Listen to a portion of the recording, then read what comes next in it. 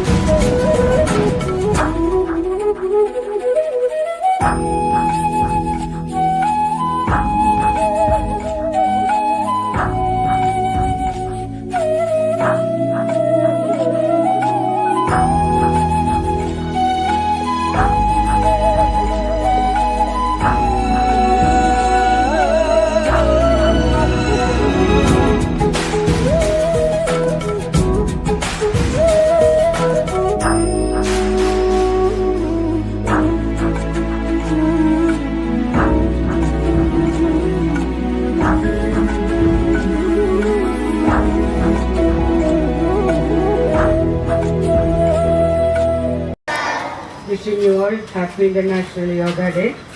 We have not finished, but we will take this opportunity, everybody to do it well.